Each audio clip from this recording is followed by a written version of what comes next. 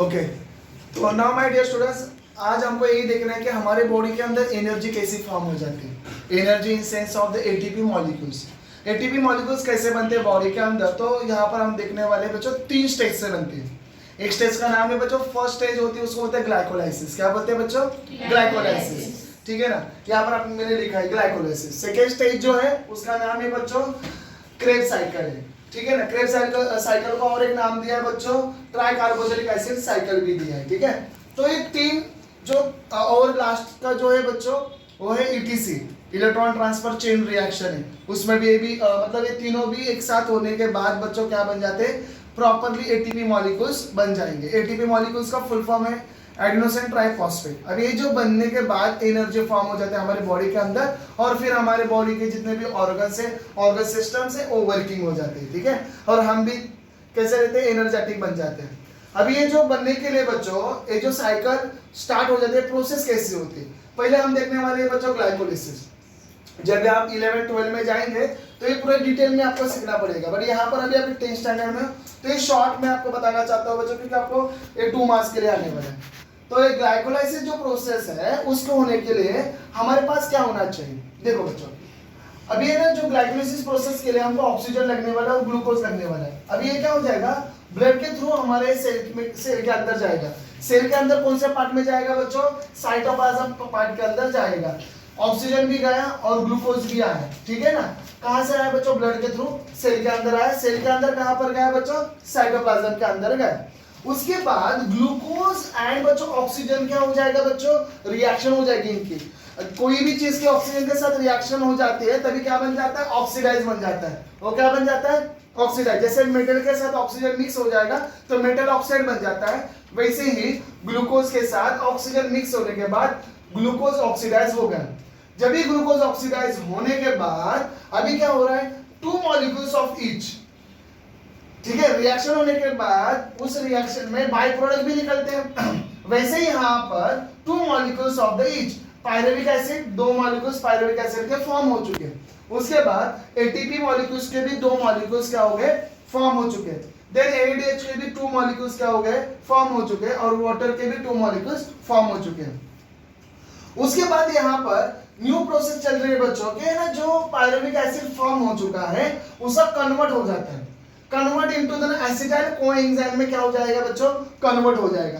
Convert होने के बाद वापस से क्या हो जाएगा, 2 molecules of the NaDH2 form हो जाएगा वापस से, और 2 molecules of the carbon dioxide क्या हो जाएगा, फॉर्म हो जाएगा ड्यूरिंग दिस द प्रोसेस। तो ये प्रोसेस है बच्चों ग्लाइकोलिसिस के।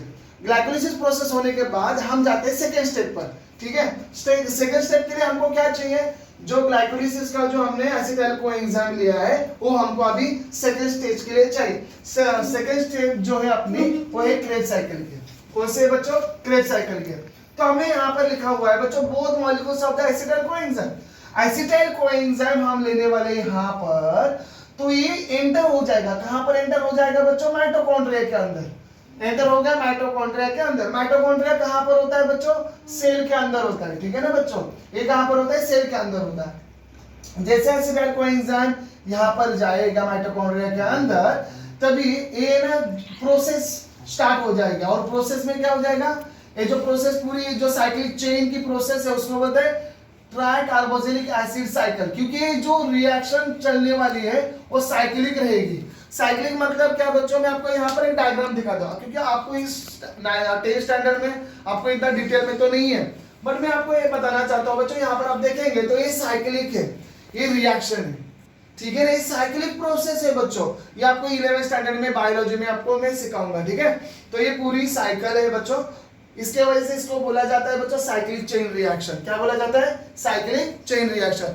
ये पूरी ऑपरेट कहां पर होते हैं, माइटोकॉन्ड्रिया ऑपरेट करता है इसको। अभी जैसे ही यहाँ पर हम देखेंगे बच्चों ट्राई कार्बोक्सिलिक एसिड साइकिल, तो यहाँ पर हमारी चल रही है। इसमें जो एसिटाइल कोएंजाइम है जो माइटोकॉन्ड्रिया के अंदर है, उसमें से जो एसिटाइल कोएंजाइम है उसका जो मतलब एसिटाइल कोएंजाइम में से एसिटाइल जो पार्ट है वो क्या हो जाएगा बच्चों, ऑक्सीडाइज हो जाएगा। क्या हो जाएगा, ऑक्सीडाइज हो जाएगा। और ऑक्सीडाइज होने के बाद यहाँ पर वापस से carbon dioxide, NaDH2, water and FADH2 क्या होने वाले बच्चों, डिराइव्ड होने वाले, फॉर्म होने वाले। तो तो ये प्रोसेस से हमको क्या मिलेगा बच्चों, यहाँ पर NaDH2 मिलेगा, FADH2 मिलेगा, कार्बन डाइऑक्साइड फॉर्म हो जाएगा, वाटर मॉलिक्यूल्स मिलेंगे। अभी इनको ही हम यूज करके आगे वाले स्टेप में क्या करने वाले, यूटिलाइज करने वाले, जो है ETC, electron transfer chain reaction में हम यूज करने वाले हैं। ओके तो यहाँ पर हमने देखा, वही देखा बच्चों की स्टेप 2 में क्रेब्स साइकिल में अब यहाँ पर क्या फॉर्म हो रहा है बच्चों, NaDH2 फॉर्म हो रहा है, FADH2 फॉर्म हो रहा है। वही अभी हम लेने वाले बच्चों मॉलिक्यूल्स FADH के और NaDH के, किसके अंदर बच्चों, इलेक्ट्रॉन ट्रांसफर चेन रिएक्शन के अंदर, ठीक है। तो molecules of the NaDH2 FADH2 are the form in the Krebs cycle, ठीक है ना बच्चों। क्रेब्स साइकिल में जो फॉर्म हुआ है NaDH2 FADH2, उनको अभी प्रोसेस में लाएंगे बच्चों। कौन से प्रोसेस में लाएंगे बच्चों, इलेक्ट्रॉन ट्रांसफर चेन रिएक्शन के प्रोसेस में लाएंगे, ठीक है। तो यहाँ पर अभी क्या देखेंगे हम, यहाँ पर जो NaDH2 है और FADH2 है, वो क्या करेंगे बच्चों, 3 मॉलिक्यूल्स बनाएंगे। पहला जो NaDH2 है वो क्या बनाएगा, 3 molecules of the ATP molecules बनाएगा, और बच्चों FADH2 भी क्या करेगा बच्चों, 2 मॉलिक्यूल्स बनाएगा ATP के, ठीक है। तो NaDH से भी आपको ATP मॉलिक्यूल्स मिल जाएंगे और FADH से भी आपको मिल जाएंगे 2 मॉलिक्यूल्स ऑफ मिल जाएंगे, इसके 3 मिलेंगे, उसमें 2 मिलेंगे, ठीक है। तो अभी यहाँ पर ये जो मॉलिक्यूल्स है ATP के, इसके अंदर जो फॉर्म हो रहे हैं बच्चों, तो FADH2 और NaDH का मतलब क्या है बच्चों, तो NaDH2 है निकोटामाइड एडेनाइन डाइन्यूक्लियोटाइड, और FADH का फुल फॉर्म है बच्चों फ्लेविन एडेनाइन डाइन्यूक्लियोटाइड। तो ये दोनों भी फॉर्म हो रहे हैं, ये भी मॉलिक्यूल्स है बच्चों, ठीक है ना। जैसे अभी ये फ्लेविन जो है बच्चों विटामिन B12 में काम आता है, मतलब विटामिन B12 ही मतलब फ्लेविन हो जाता है, ठीक है। आगे जाते हैं बच्चों, जैसे ये रिएक्शन हो रही है माय डियर स्टूडेंट्स, तभी ATP मॉलिक्यूल्स फॉर्म हो रहे हैं। कौन से रिएक्शन के अंदर बच्चों, इलेक्ट्रॉन ट्रांसफर चेन रिएक्शन के अंदर ATP मॉलिक्यूल्स भी फॉर्म हो रहे हैं, वाटर मॉलिक्यूल्स भी फॉर्म हो रहे हैं बच्चों। ऑल दिस और ये जो प्रोसेस हो रही है बच्चों, ये किसके अंदर हो रही है, माइटोकॉन्ड्रिया के अंदर हो रही है। किसके अंदर हो रही है, माइटोकॉन्ड्रिया। मैंने यहाँ पर माइटोकॉन्ड्रिया का स्ट्रक्चर दिखा दिया, तो इसके अंदर ये प्रोसेस क्या हो रही है बच्चों, चल रही है, ठीक है। अभी यहाँ पर ऐसा हो जाएगा बच्चों कि ना ग्लूकोज जो है ना कंप्लीटली स्टार्टिंग से हम आ रहे हैं बच्चों ग्लाइकोलिसिस प्रोसेस, उसके बाद बच्चों हमने क्रेब्स साइकिल देखा, उसके बाद अभी ETC साइकिल देख रहे हैं बच्चों, इसमें सबके अंदर ग्लूकोज तो था। अभी हम इस प्रोसेस के अंदर जो ग्लूकोज है वो कंप्लीटली ऑक्सीडाइज हो जाएगा। कंप्लीटली क्या हो जाएगा, ऑक्सीडाइज होने के बाद ये जो प्रोसेस है कंप्लीटली ऑक्सीडाइज होने के लिए एक प्रोसेस के अंदर बच्चों जितने भी लिविंग ऑर्गेनिज्म है, ठीक है ना, जिनको ऑक्सीजन की जरूरत होती है बच्चों, उनको बोला जाता है एरोबिक रेस्पिरेशन वाले। क्या बोलते हैं, एरोबिक रेस्पिरेशन। एक होता है बच्चों एनारोबिक रेस्पिरेशन। अभी यहाँ पर हम लेने वाले एरोबिक रेस्पिरेशन, क्योंकि वी नीड हियर बच्चों glucose oxygen to reacted with बच्चों ग्लूकोज। समझ में आ रहा है। तो यहाँ पर एरोबिक रेस्पिरेशन हो रहा है बच्चों, ए होने के बाद सब कुछ रिएक्शन होने के बाद यहाँ पर 3 मॉलिक्यूल्स मतलब फॉर्म हो रहे हैं, जैसे कार्बन डाइऑक्साइड से वाटर फॉर्म हो रहा है। एंड बच्चों यहाँ पर सबसे इंपॉर्टेंट जो एनर्जी बननी है वो यहाँ पर बन चुकी है बच्चों एनर्जी। और ये लास्ट प्रोसेस है बच्चों इलेक्ट्रॉन ट्रांसफर चेन रिएक्शन किया, और लास्ट में हमको क्या मिल रहा है यहाँ पर बच्चों, एनर्जी फॉर्म हो चुकी है। तो एनर्जी फॉर्म जो हो चुकी है बच्चों, इससे अभी क्या हो जाएगा बच्चों, हमारे सेल्स एक्टिव रहेंगे, हमारे टिश्यू एक्टिव रहेंगे बच्चों, ऑर्गन्स एक्टिव रहेंगे, ऑर्गन सिस्टम एक्टिव रहेंगे, उसके बाद हम एक्टिव हो सकते हैं, ठीक है ना बच्चों। तो ATP मॉलिक्यूल्स बहुत इंपॉर्टेंस है, 3 प्रोसेस से हमने यहाँ पर देख चुके हैं। तो अभी हमने इसके पहले जो वीडियो बनाया था बच्चों, उसके अंदर हमने क्या क्या देखा है कि ग्लाइकोलिसिस प्रोसेस देखा है, उसके बाद हमने क्रेब्स साइकिल देखा है, उसके बाद हमने जैसे आगे जाते हैं बच्चों तो इलेक्ट्रॉन ट्रांसफर चेन रिएक्शन देखा। तो ये तीनों भी प्रोसेस है। आगे बनता है बच्चों सबसे इंपॉर्टेंस एनर्जी। तो एनर्जी कौन से फॉर्म में बनते हैं, तो उसको बोलते हैं ATP मॉलिक्यूल्स। तो ATP होता क्या है, तो यहाँ पर हम देखेंगे बच्चों ATP के बारे में। तो ATP क्या है बच्चों, उसका फुल फॉर्म है adenosine triphosphate. Adenosine triphosphate is an energy बच्चों rich molecules and energy is stored in the bond by which phosphate group।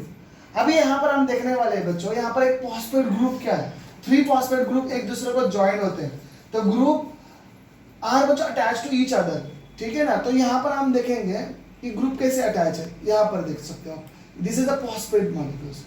तो ये 1 2 3 मॉलिक्यूल्स अटैच है, किसके साथ है बच्चों, राइबोस के साथ, और राइबोस एडेनाइन के साथ है। तो ये तीनों भी एक साथ ऐसे मिले हुए हैं, ठीक है ना, एडेनाइन, राइबोस एंड यहाँ पर फॉस्फेट मॉलिक्यूल्स, तो ये फॉस्फेट बॉन्ड बनाते हैं यहाँ पर। तो आगे जाते हैं बच्चों, the phosphate bond, the group attached to the each other, the molecules are stored in the cell। ये जो molecules है ATP का, उस सेल के अंदर स्टोर होता है बच्चों, जैसी भी नीड होती है वैसे वो स्टोर करके रख देगा और यूटिलाइज भी कर देगा, ठीक है। Chemically ATP is not triphosphate molecules. Try का मीनिंग होता है बच्चों तीन फॉस्फेट मॉलिक्यूल्स, 3 फॉस्फेट मॉलिक्यूल्स का यहाँ पर है फॉर्म, एंड देन एडिनोसिन बच्चों और राइबोन्यूक्लियोसाइड भी है। तो यहाँ पर हम देखने वाले हैं एडेनाइन भी है,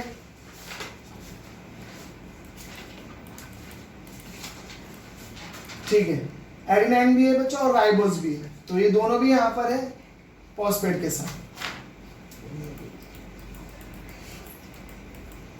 ठीक है। तो यहाँ पर एडेनोसाइन बच्चों द राइबोस न्यूक्लियोसाइड भी है। इट्स कंटेंट बच्चों the nitrogenous compound adenine, pentose sugar है बच्चों, एंड राइबोस भी है, ठीक है। Pentose sugar, ribose, 3 phosphate molecules. तो यहाँ पर एडेनाइन है, फॉस्फेट शुगर है बच्चों, उसको ही बोलते हैं हम राइबोस, ठीक है ना। राइबोस का मीनिंग होता है पेंटोस शुगर, 5 शुगर मतलब कार्बन बॉन्ड से बना हुआ होता है बच्चों, उसको बोलते हैं पेंटोस, ठीक है ना।